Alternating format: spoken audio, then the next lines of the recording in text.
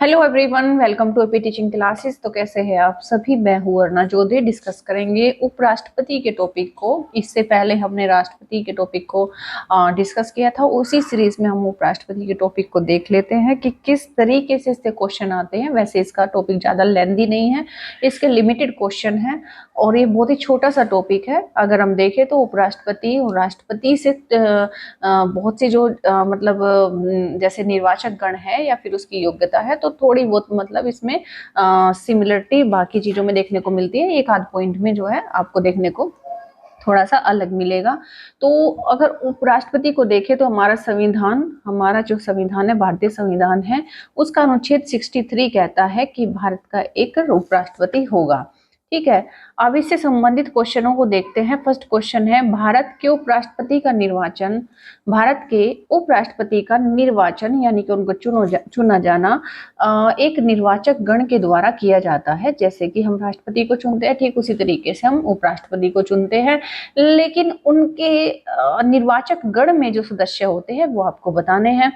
तो उपराष्ट्रपति के निर्वाचक गण में संसद के दोनों सदनों के केवल निर्वाचित सदस्य, या फिर संसद के दोनों सदनों के सभी सदस्य, या फिर राज्यसभा और राज्य विधानसभाओं के केवल निर्वाचित सदस्य, या फिर राज्य विधानसभाओं के केवल निर्वाचित सदस्य।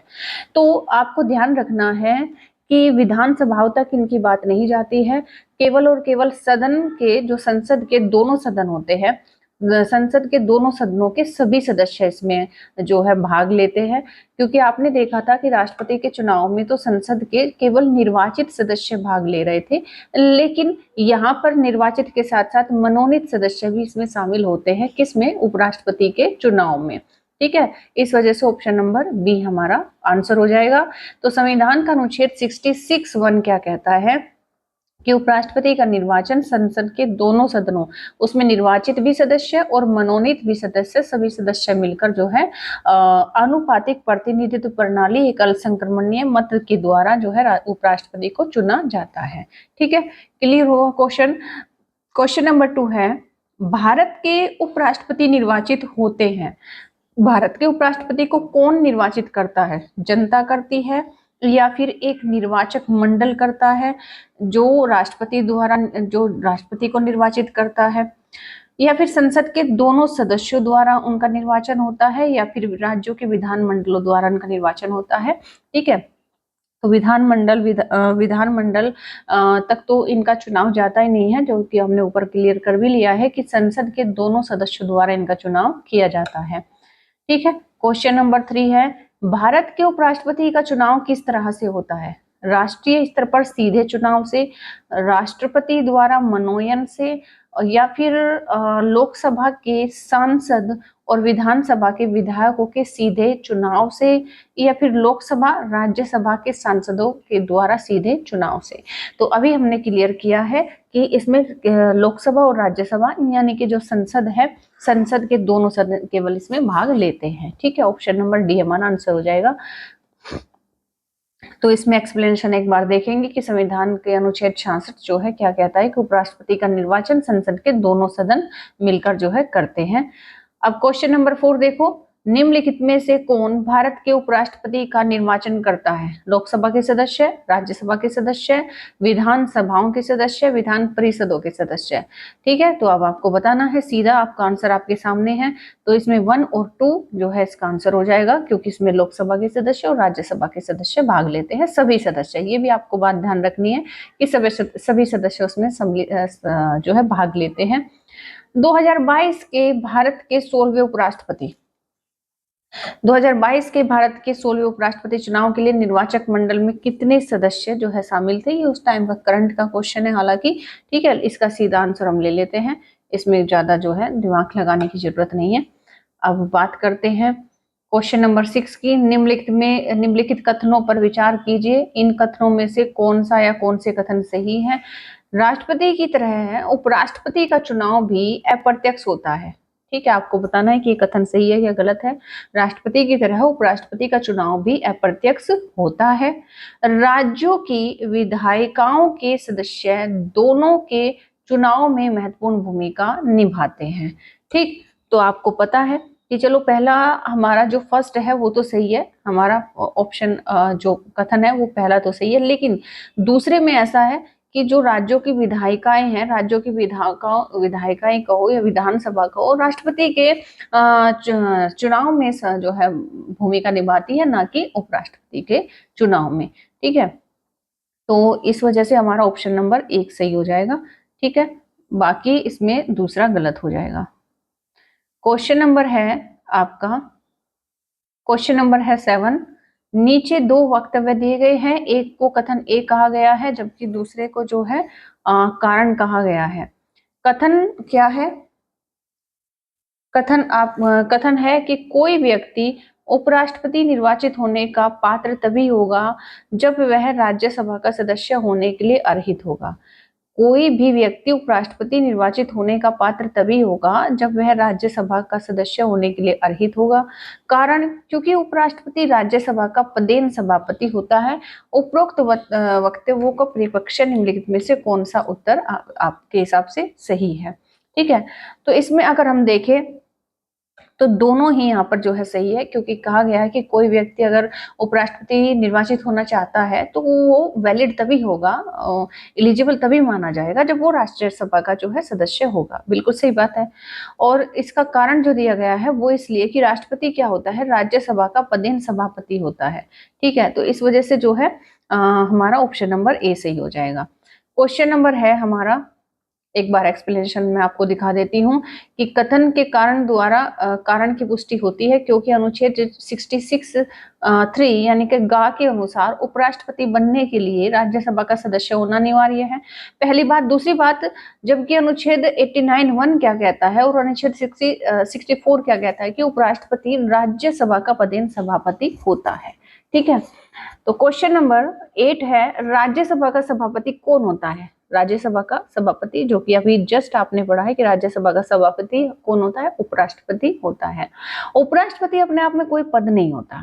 ठीक है, वो उपराष्ट्रपति तब मतलब राज्यसभा के जो सभापति होते हैं उनको उपराष्ट्रपति का पद कह सकते हैं, या फिर कह सकते हैं कि नाम एक तरह से मतलब रखा गया है जब वो राष्ट्रपति के पद पर बैठते हैं, राष्ट्रपति के पद पर आसीन होते हैं।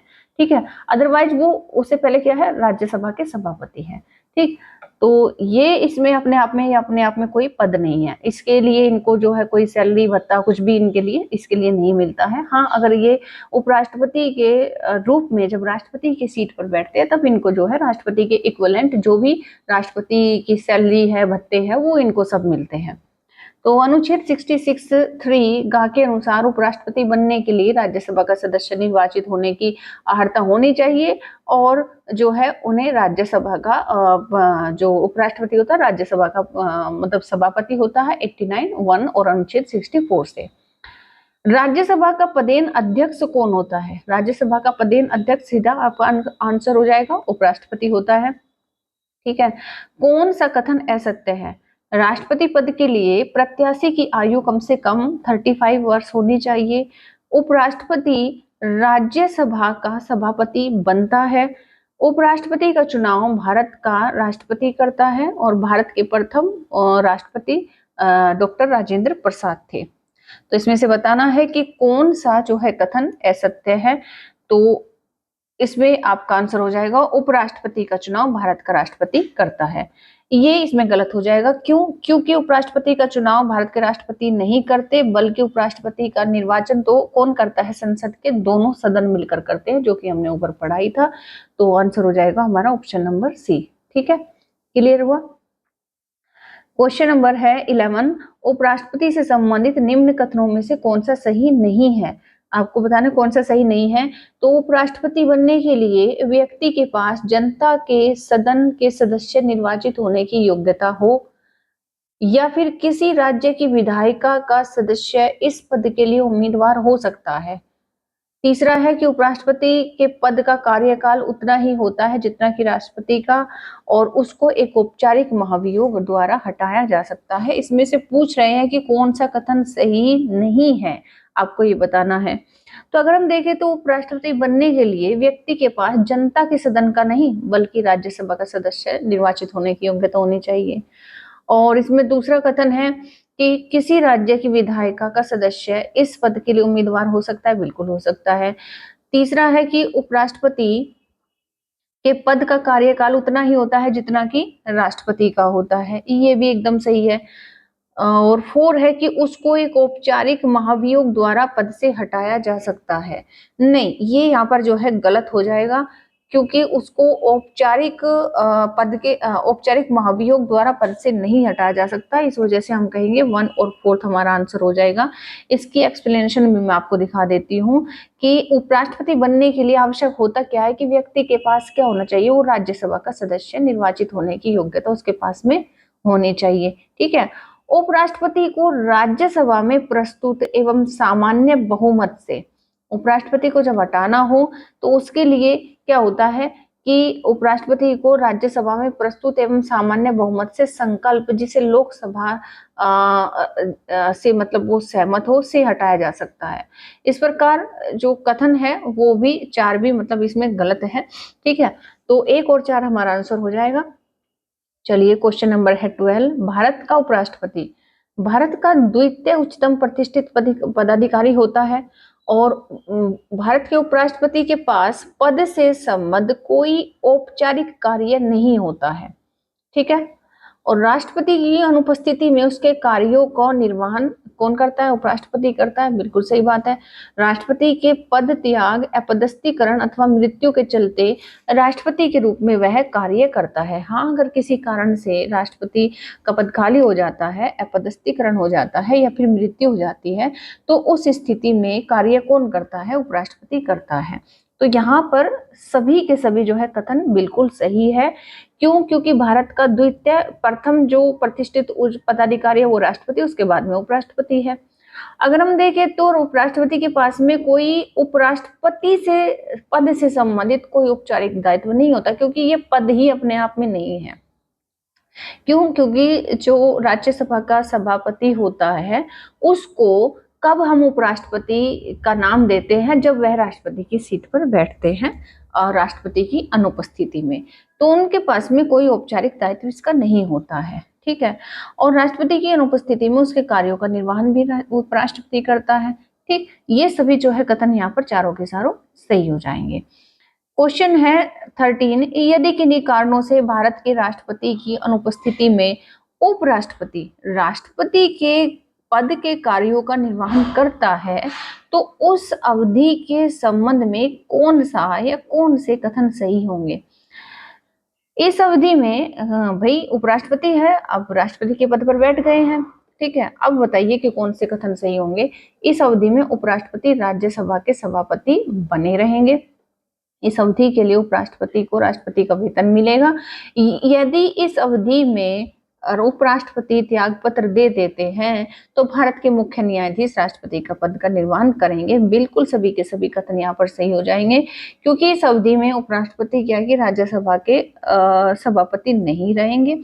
ठीक है, तभी से जो है उनकी सभापति का जो पद है खाली माना जाएगा, और इस अवधि के लिए उपराष्ट्रपति को राष्ट्रपति का वेतन भी मिलेगा। और जो है इस अवधि में सभी जो मतलब उपराष्ट्रपति अगर त्याग पत्र देते हैं तो वो कौन बैठेगा गद्दी पर? तो मुख्य न्यायाधीश जो है राष्ट्रपति के पद पर बैठेंगे।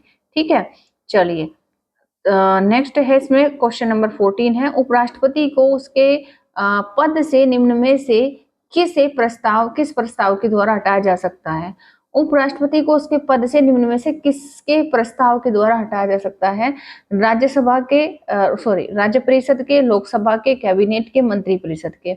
अगर हमें उपराष्ट्रपति को उसके पद से हटाना है तो किसका हमें प्रस्ताव चाहिए? राज्य परिषद का, या फिर लोकसभा का, या फिर कैबिनेट का, या फिर जो है मंत्री परिषद का। ठीक, आपको बताना है। तो क्योंकि जो उपराष्ट्रपति होते हैं वो राज्यसभा के सभापति होते हैं। ठीक है, तो इस वजह से उनको हटाने के लिए प्रस्ताव भी किसका चलेगा? राज्य परिषद का चलेगा।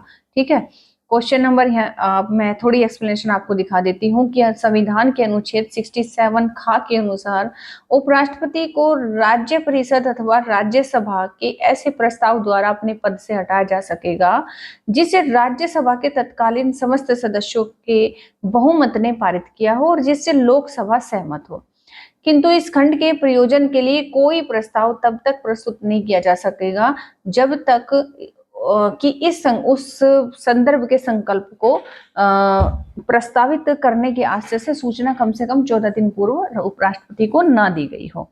ठीक है, इसलिए ये जरूरी है कि उनको कम से कम 14 दिन पूर्व जो है सूचित करना पड़ता है। क्वेश्चन नंबर 15 है कि भारत के उपराष्ट्रपति को पदच्युत यानी के पद से हटाने के लिए पद से हटाने संबंधी प्रस्तावित किया जा सकता है केवल लोकसभा में, संसद के किसी भी सदन में, संसद की संयुक्त बैठक में, या फिर जो है केवल राज्यसभा में। तो आपको ये बहुत ही मतलब क्लियर होगा कि जब हम उपराष्ट्रपति को पद से हटाने के उद्देश्य से प्रस्तावित करते हैं तो वो केवल राज्यसभा में कर सकते हैं। राष्ट्रपति का तो हम संसद के किसी भी सदन में कर सकते हैं, लेकिन उपराष्ट्रपति से संबंधित केवल हम राज्यसभा में ही प्रस्तावित कर सकते हैं। ठीक है, क्वेश्चन नंबर 16 है, निम्न में से किस एक की अध्यक्षता ऐसे द्वारा होती है जो उसका सदस्य नहीं है? जो उसका सदस्य नहीं है, लोकसभा, विधानसभा, राज्यसभा या फिर जो है मंत्री परिषद। तो कौन सा है कौन जो है मतलब अध्यक्ष ऐसा है जो उस सदन का सदस्य नहीं है जिसकी वह अध्यक्षता कर रहा है? तो वो है राज्यसभा।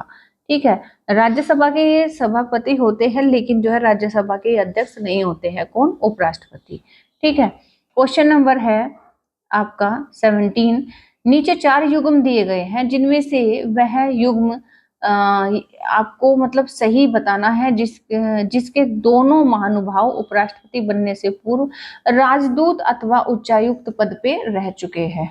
आपको बताना है कि राष्ट्रपति तो वो बने, लेकिन उससे पहले मतलब उपराष्ट्रपति तो वो बने, लेकिन उससे पहले वो क्या थे? राजदूत थे, या फिर जो है ऊंचे पद पर जो है बैठे हुए थे। तो वे 2 ग्रुप आपको बताने हैं। तो इसमें आपका आंसर हो जाएगा राधाकृष्णन और वीवी गिरी। ठीक है, ये इसकी एक्सप्लेनेशन है। क्योंकि जाकिर हुसैन जामिया मिलिया, मैंने आंसर सही लगाया ना, तो जाकिर हुसैन जामिया मिलिया कॉलेज के प्रिंसिपल एवं शिक्षा शास्त्री थे, और डॉक्टर एस राधाकृष्णन जो थे इतने से इतने तक का यूएसएसआर में भारत के राजदूत थे। और वीवी गिरी को देखे तो वो सिलोन यानी कि श्रीलंका में उच्चायुक्त पद पर आश्रित थे। ठीक है, निम्नलिखित में से किस किसने भारत के उपराष्ट्रपति का पद संभाला है? किस किसने भारत के उपराष्ट्रपति यानी कि कौन कौन इसमें से भारत के उपराष्ट्रपति रह चुके हैं, ये आपको आंसर बताना है। तो मोहम्मद हिदायतुल्लाह, फरीकुद्दीन अहमद, नीलम संजीव रेड्डी, शंकर दयाल शर्मा। तो इसका आंसर हो जाएगा आपका ओनली 1 और 4। 1 और 4 इसमें आपके आंसर ओनली केवल बी में है। ठीक है, केवल 1 और 4 इसका आंसर हो जाएगा। मोहम्मद हिदायतुल्लाह उपराष्ट्रपति रह चुके हैं और शंकर दयाल शर्मा भी उपराष्ट्रपति रह चुके हैं। ठीक है, चलिए अब क्वेश्चन यहाँ पर देख लेते हैं 19, निम्नलिखित कथनों में से कौन सही नहीं है? संविधान संशोधन विधेयक संसद के दोनों सदनों द्वारा अलग अलग विशेष बहुमत से पारित होना चाहिए। सर्वोच्च न्यायालय में संविधान संबंधी मामलों की सुनवाई कम से कम 5 न्यायाधीशों द्वारा की जाती है। प्रेस की स्वतंत्रता, मूलाधिकार, वाक स्वतंत्रता और अभिव्यक्ति स्वतंत्रता में सम्मिलित है। जाकिर हुसैन भारत के प्रथम उपराष्ट्रपति थे। इसमें से कौन सा कथन सही नहीं है आपको ये बताना है। तो हमारा ऑप्शन हो जाएगा डी। सीधे सीधे बहुत ही सिंपल जो है इसका क्वेश्चन आंसर है। क्यों? क्योंकि आपको पता है कि हमारे जो प्रथम उपराष्ट्रपति थे वो राधा कृष्णन थे, है ना, और यहाँ पर इन्होंने क्या दिया? जाकिर हुसैन दिया है। तो ये गलत हो जाएगा क्योंकि ये तो द्वितीय थे। ठीक है, ये सेकंड नंबर के थे। चलिए क्वेश्चन नंबर 20 है, मोहम्मद हामिद अंसारी का भारत के उपराष्ट्रपति के रूप में क्रमांक आपको बताना है। मोहम्मद हामिद अंसारी कौन से नंबर के उपराष्ट्रपति रहे हैं? 10वें, 11वें, 12वें, 13वें? तो इसमें आंसर आपका हो जाएगा 12वां उपराष्ट्रपति जो है मोहम्मद हामिद अंसारी रहे हैं। ठीक है, तो उपराष्ट्रपति से संबंधित जो घटना चक्र हम कह सकते हैं कि उसमें जो हम करा रहे हैं पुनर्वलोकन, तो उसमें उस उपराष्ट्रपति से संबंधित इतने ही क्वेश्चन इसमें है। ठीक है, तो 20 में से आपके कितने क्वेश्चन यहाँ पर जो है सही हुए हैं, कितना स्कोर बना है, वो मुझे जरूर शेयर करना। बाकी हम नेक्स्ट टॉपिक जो करेंगे केंद्रीय मंत्री परिषद का करेंगे। ठीक, तो केंद्रीय मंत्री परिषद से काफी अच्छे खासे लेवल के क्वेश्चन आते हैं, तो वो नेक्स्ट वीडियो में देखेंगे।